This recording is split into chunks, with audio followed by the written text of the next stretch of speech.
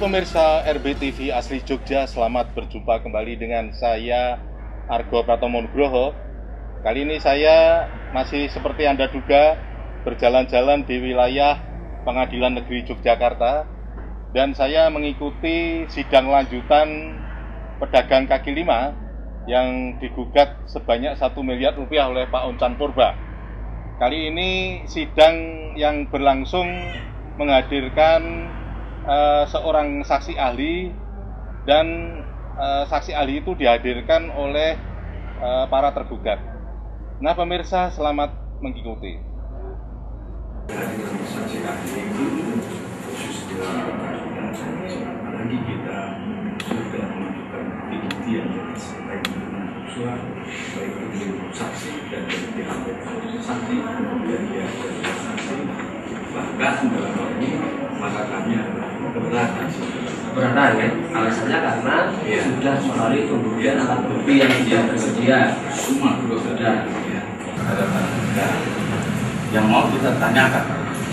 Jika ada seseorang masuk kepada satu tempat tanah di mana itu tidak ada izin, tidak ada prosedurnya, tapi menguasai begitu saja dan menggunakan tanah di satu tempat, khususnya misalnya tanah trotoar, tanah kekancingan, kira-kira penguasaan apa yang disebut?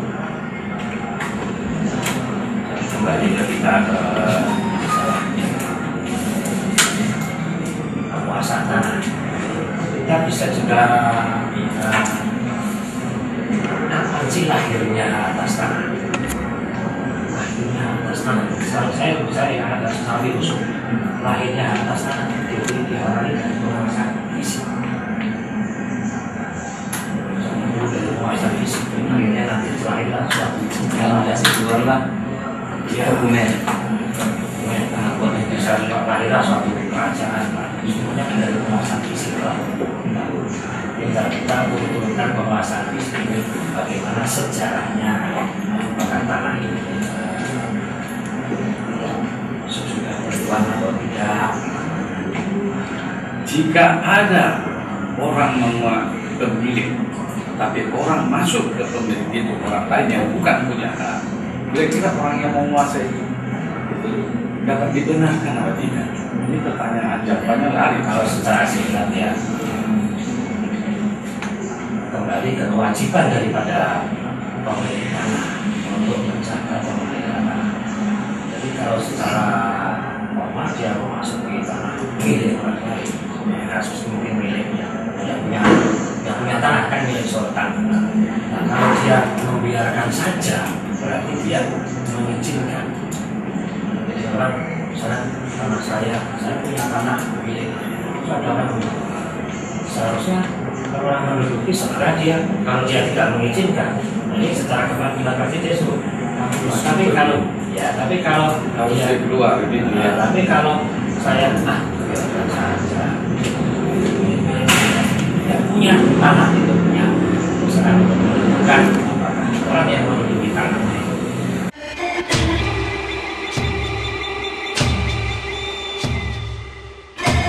Toko berdikari, yes. Toko berdikari, yes. Tadi saksi juga cerita bahwa pemilik berhak untuk memberikan hak pakai kepada siapapun yang pinjam kepada. Artinya masyarakat yang berhak meminjam kepada sultan apabila memang sultan memberikan. Bisa dikatakan begitu ya. Yang mau saya tanyakan adalah, ketika sultan Galuh diberikan kepada satu masyarakat untuk dengan hak pinjam pakai tadi, boleh nggak ada pihak ketiga yang tidak punya hak di situ menghalangi? Ya kasusnya seperti itu. Apakah tadi pihak macam memberikan pinjam pakai barang yang dipinjam nggak ada kembalikan? Apakah itu sudah clear? Dan ini tidak Clear, tidak ada pemiliknya. Seandainya begitu. Maksudnya clearance itu tidak ada pihak lain juga yang menggunakan memanfaatkan yang mungkin juga Enggak, saya mau tanya dulu, ini pendapat atau memang ada dasar hukumnya? Kepatutan. Berarti tidak ada dasar hukumnya yang saksi sampaikan ini. Karena kalau pendapat ya kamu juga menolak keberatannya, belum selesai ngomong kok. Sebentar. Nah, coba di ya, saksi ahli. Yang saya tanya begini majelis, apa yang diterangkan tadi? Tadi kan dia menerangkan terdakwa kasusnya. Artinya jangan jawaban ini, apakah itu dasar hukumnya ada atau hanya pendapat pribadi? Nah, kalau menolak perjanjian tadi itu dia dasar hukumnya karena kalau kita mengacu pada PW perjanjian itu harus salah. Tapi kalau kita mau lihat bukan kita lihat dari PW dari ada kepatutan. Atau begini, mungkin pertanyaannya kita sambung ya sebentar ya. Ahli, apakah pengertian clear and clean yang harus dipastikan sebelum perjanjian pinjam pakai atas setan contohnya itu yang dimaksud di dalamnya adalah bebas dari penguasaan orang meskipun itu tanpa hak ya, seperti itu harus sampai seperti itu Ya, ini dari meskipun tanpa hak itu umpamanya yang menguasai yang ada di situ tanpa hak sebetulnya atau melawan hukum katakan itu umpamanya nih misalnya berarti dia harus menjamin. nah bentuk penjaminannya kan Ya. tertuang di dalam surat perjanjian Harus tertuang di dalam perjanjian bahwa di dalam perjanjian itu harus jelas bahwa jadi menurut ahli clear and clean yang dimaksud adalah termasuk juga terhadap penguasaan yang seandainya pun seandainya.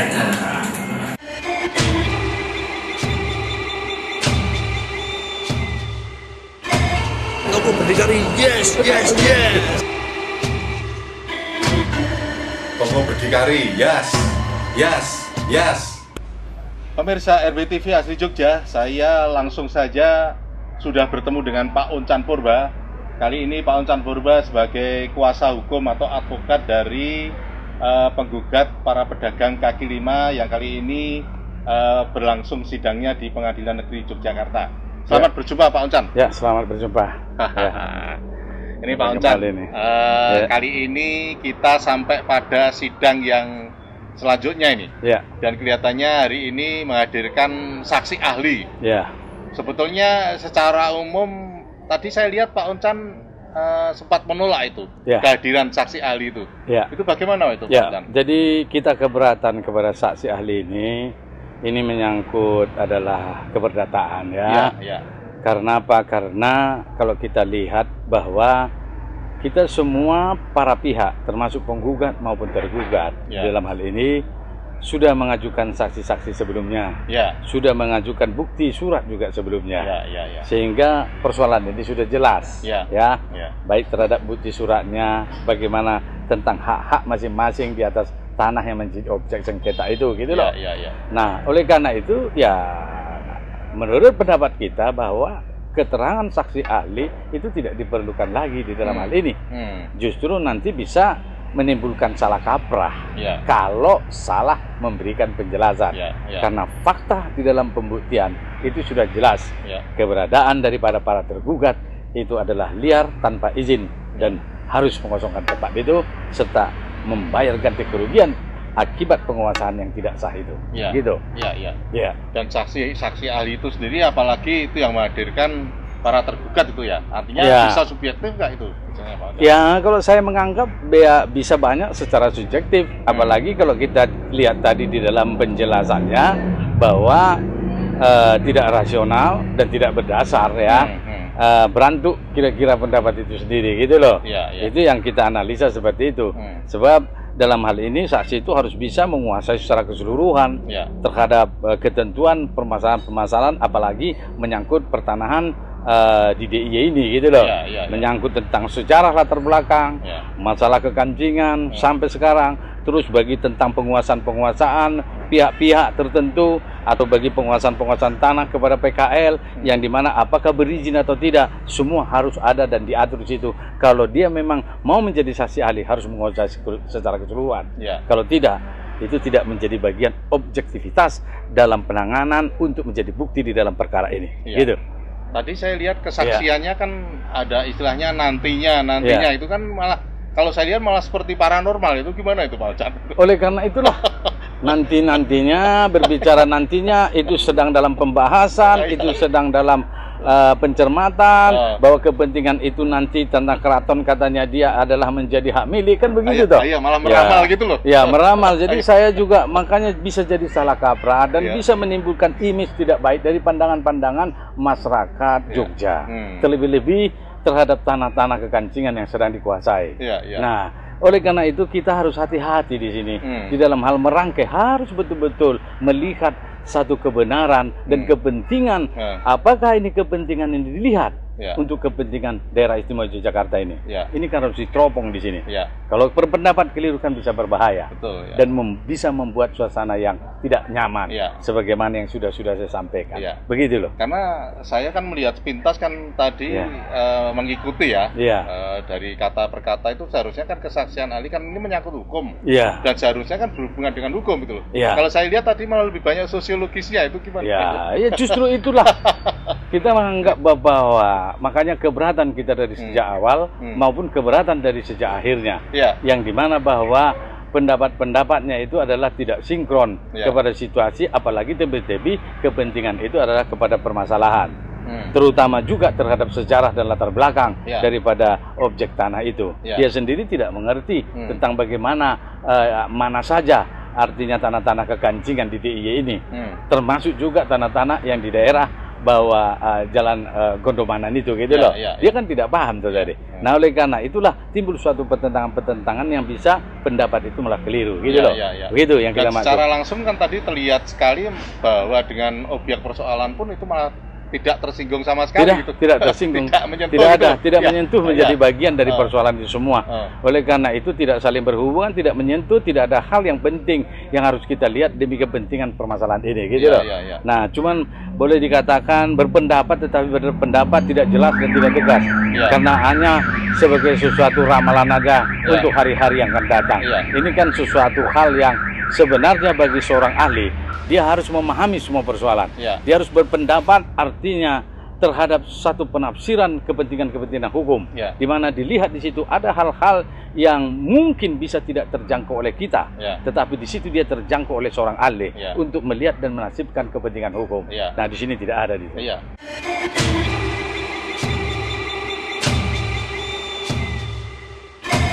Aku berdikari, yes. Toko berdikari, yes. Gitu. Bahkan tadi Mas Wilm Sarage kan partnernya Pak Oncan kan malah juga bilang ini malah membingungkan itu. Membingungkan, kan begitu juga kan. Jadi makanya sebagaimana yang sudah kita sampaikan sama situ sejak dari dahulu, perkara ini sudah jelas. Jadi jangan sampai dibumbui kepada sesuatu yang tidak jelas, terlebih-lebih dari keterangan saksi ahli. Sudah jelas malah dibuat gitu. Kalau itu nanti terjadi, itu kan akan rusak semuanya. Mari kita lihat posisi ini dari faktanya. Terhadap persoalan ini. Kalau kita lihat, maka kita akan bisa melihat di mana kebenaran itu. Nggak bisa dong kita mengatakan bahwa semua itu harus kalau mau mencapai suatu kepemilikan sesuatu hak itu harus dilihat dulu apakah sudah bersih. Ini pendapat dia bagaimana? Kalau ada situasi yang dimana itu adalah tanah kekancingan, ada yang menempatin di dalam persoalan ini, apakah dia tidak ada izin, tidak apa-apa kan dinyatakan sah? Ini kan belok-belok semua kan? Malah membingungkan. Namanya sekarang logikanya aja. Kalau kita tahu ada orang menempati tanah tanpa izin pemiliknya, dia menguasai diam-diam di situ, yang jelas apakah itu sah apa tidak? Kalau kita katakan itu ya tidak sah karena bukan miliknya, dia menempati harus ada izin. Kalau nggak ada izin dia tidak sah dong, melawan hukum sifatnya. Itu yang kita ambil posisi ini, tapi jawabannya justru lari-lari dia, gitu loh. Dari lari-lari ini kita anggap persoalan ini sudah tidak objektif lagi, gitu loh. Nah, sekarang saya ke depannya Pak Oncan, karena kan ini tadi sepanjang sidang tadi kan sebetulnya kalau menurut saya wasting time itu, menghabis-habiskan waktu itu. Itu menurut Pak Oncan gimana ini? Ya, untuk kedepannya kan nanti pemeriksaan setempat itu ya.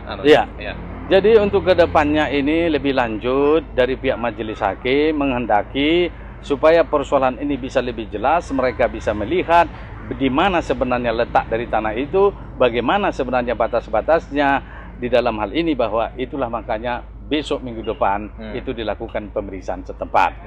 Dan ini memang rasional lah ya. Ada perkara mau dilihat satu bentuk objeknya itu bagaimana, seperti apa. Kan itu akan menjadi terang. Maka kita dalam hal ini setuju atas pemeriksaan setempat itu, gitu loh. Sampai malah ada saksian ahli malah membuat ruwet. Iya, bikin ruwet, jadi kacau balau semua di dalam awal persoalan Pak sudah tidak setuju ya dengan sudah itu. Sejak setuju, kan begitu persoalannya, gitu loh. Tapi tadi saksi ahlinya sendiri malah sempat emosi itu ketika Pak Oncan mau bertanya awal itu. Ya, oleh karena itulah makanya begini. Kita kan mau menginginkan suatu jawaban yang pasti, tidak terlalu panjang berlarut-larut. Makanya dia bersikap yang memang dia memberikan jawaban malah akhirnya lari gitu loh. Nah, oleh karena keluar itu dari konteks itu keluar dari konteks kan.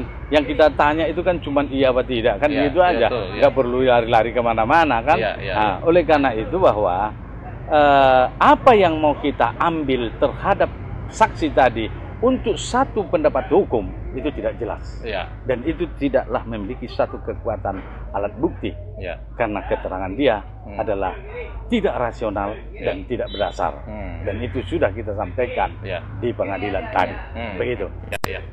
Dan nanti setelah pemeriksaan setempat nanti Pak Oncan membuat kesimpulan atau bagaimana? Oh iya, jadi setelah nanti pemeriksaan setempat maka diberi kesempatan lagi sesuai dengan acara yang sudah biasa di dalam hukum perdata, dalam peradilan perdata itu adalah membuat kesimpulan. Setelah kesimpulan baru kemudian nanti putusan. Saya kira sudah dekat waktulah sehingga urusan ini bisa jelas, sehingga apa yang telah ditunggu-tunggu nanti semua para pihak, khususnya masyarakat Yogyakarta ini akan lebih banyak mengetahui bagaimana sebenarnya kebenaran ini. Itu yang kita tunggu. Oke.